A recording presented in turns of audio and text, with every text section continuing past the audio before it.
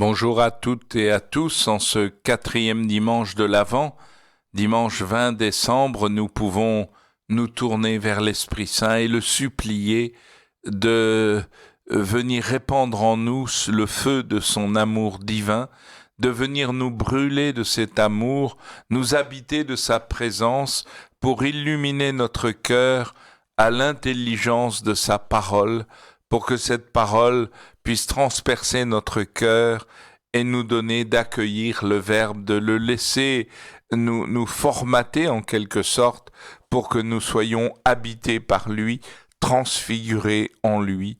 Ô Seigneur, envoie ton esprit, qu'il renouvelle nos cœurs et qu'il nous prenne par la main, qu'il devienne notre ami, celui avec qui nous cheminons vers le ciel, à l'écoute de la parole bien évidemment. La première lecture est tirée du livre de Samuel. Le roi David habitait enfin dans sa maison. Le Seigneur lui avait accordé la tranquillité en le délivrant de tous les ennemis qui l'entouraient. Le roi dit alors au prophète Nathan, « Regarde, j'habite dans une maison de cèdre et l'arche de Dieu habite sous un abri de toile. » Nathan répondit au roi, « Tout ce que tu as l'intention de faire, fais-le, car le Seigneur est avec toi. » Mais cette nuit-là, la parole du Seigneur fut adressée à Nathan. « Va dire à mon serviteur David, ainsi parle le Seigneur. Est-ce toi qui me bâtiras une maison pour que j'y habite? C'est moi qui t'ai pris au pâturage, derrière le troupeau, pour que tu sois le chef de mon peuple Israël. J'ai été avec toi partout où tu es allé. J'ai abattu devant toi tous tes ennemis. Je t'ai fait un nom aussi grand que celui des plus grands de la terre. Je fixerai en ce lieu mon peuple Israël. Je l'y planterai, il s'y établira et ne tremblera plus, et les méchants ne viendront plus l'humilier, comme ils l'ont fait autrefois, depuis le jour où j'ai institué les juges pour conduire mon peuple Israël. Oui, je t'ai accordé la tranquillité en te délivrant de tous tes ennemis. Le Seigneur t'annonce qu'il te fera lui-même une maison. Quand tes jours seront accomplis et que tu reposeras auprès de tes pères, je te susciterai dans ta descendance un successeur qui naîtra de toi, et je rendrai stable sa royauté. Moi, je serai pour lui un père, et lui sera pour moi un fils. Ta maison et ta royauté subsisteront toujours devant moi, ton trône sera stable pour toujours. » Voilà donc le roi David qui, installé dans son palais royal, il constate que l'arche du Seigneur est sous la tente de la rencontre et que lui, il a un palais de cèdre. Et donc l'envie lui prend de faire un temple pour le Seigneur.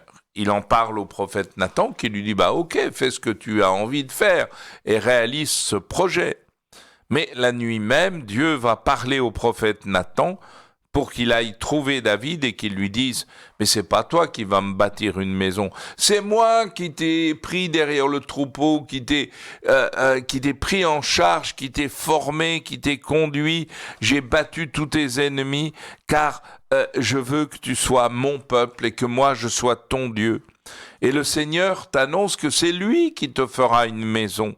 Mais non pas plus une maison de cèdre, mais une maison où le Seigneur demeurera présent et avec une descendance, un successeur qui naîtra de toi, et je rendrai stable sa royauté.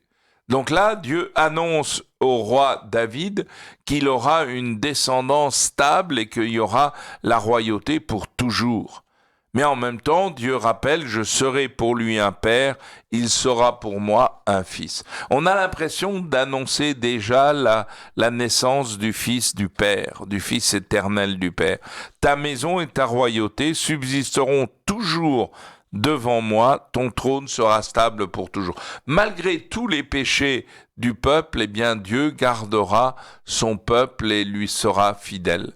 Alors, accueillons cette parole en se disant que c'est vraiment Dieu qui est en train de construire une maison qui s'appelle l'Église, le corps de son Fils, pour que nous puissions tous prendre place dans cette maison et entrer ainsi au cœur même de la Trinité Sainte. La deuxième lecture est tirée de la lettre aux Romains, presque à la fin, au chapitre 16e. « Frères, à celui qui peut vous rendre fort selon mon évangile, qui proclame Jésus-Christ, révélation d'un mystère gardé depuis toujours dans le silence, mystère maintenant manifesté au moyen des écrits prophétiques selon l'ordre du Dieu éternel, mystère porté à la connaissance de toutes les nations pour les amener à l'obéissance de la foi, à celui qui est le seul sage, Dieu par Jésus-Christ, à la gloire pour les siècles. Amen. » Eh bien, en ces quelques mots de la lettre aux Romains, eh bien, Dieu révèle un mystère caché depuis toujours dans le silence. C'est tout simplement le mystère qui annonce que toutes les nations vont être amenées à l'obéissance de la foi. Il faudrait creuser, ruminer aujourd'hui la notion d'obéissance extrêmement importante pour entrer dans l'intelligence du projet divin et nous-mêmes d'entrer dans l'obéissance de la foi pour nous laisser conduire par l'Esprit Saint à trouver notre place dans le corps du Christ, à devenir des saints et à être missionnaires au cœur même de notre monde d'aujourd'hui.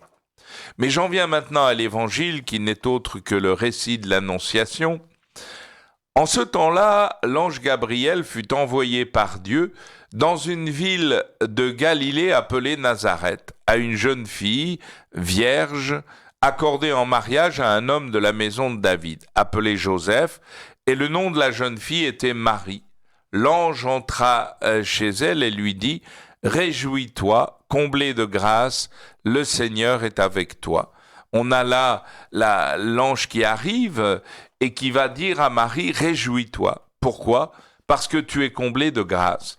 Et ce verbe « combler », nous le retrouverons une seule fois dans le Nouveau Testament pour dire dans la lettre aux Éphésiens que nous-mêmes nous serons comblés de grâce dans le Fils bien-aimé. Et l'ange ajoute « Le Seigneur est avec toi ». La promesse qui se réalise et qui courait tout l'Ancien Testament. Dieu avait dit à Abraham, marche en ma présence et sois parfait. Et lorsque Jacob aura un songe, eh bien, Dieu lui dira, je suis avec toi, je serai avec toi partout où tu iras. Le Seigneur est avec toi. Eh bien, c'est la promesse qui va courir tout l'Ancien Testament. Et on aura aussi un prophète, le Seigneur lui dit, marche en ma présence et sois parfait. Voilà le projet de Dieu. Eh bien, Marie, l'ange lui dit, le Seigneur est avec toi. Et Marie est bouleversée à cette parole. Elle se demande qu'est-ce que ça pouvait bien signifier. Et l'ange va lui dire, sois sans crainte, Marie, car tu as trouvé grâce auprès de Dieu. C'est l'ange la réconforte, car la peur est la réaction normale lorsqu'on sent Dieu à l'œuvre au milieu de nous. Et voici, lui dit l'ange, que tu vas concevoir et enfanter un fils, tu lui donneras le nom de Jésus, Dieu sauve, il sera grand, il sera appelé fils du Très-Haut. Le Seigneur Dieu lui donnera le trône de David son père, il régnera pour toujours sur la maison de Jacob, et son règne n'aura pas de fin. Marie dit à l'ange, comment cela va-t-il se faire, puisque je ne connais point d'homme ? Et l'ange lui répond, l'Esprit Saint viendra sur toi, et la puissance du Très-Haut te prendra sous son ombre. C'est pourquoi celui qui va naître sera saint, il sera appelé Fils de Dieu. Or voici que dans sa vieillesse, Élisabeth, ta parente, a conçu, elle aussi un fils, et elle en est à son 6e mois, alors qu'on l'appelait la femme stérile. Car rien n'est impossible à Dieu. Marie dit alors, voici la servante du Seigneur, que tout m'advienne selon ta parole. Alors l'ange la quitta. Eh bien, l'ange lui révèle le projet créateur, tu as trouvé grâce auprès de Dieu.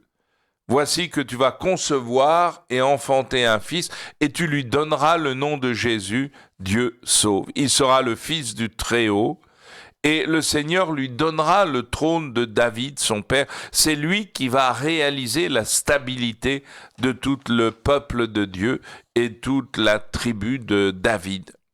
Voici que tu vas concevoir un fils. Quel mystère insondable, car il sera le fils du Très-Haut. Il régnera pour toujours et son règne n'aura pas de fin. Et Marie va dire à l'ange, mais comment cela se fera-t-il, car je ne connais pas d'homme?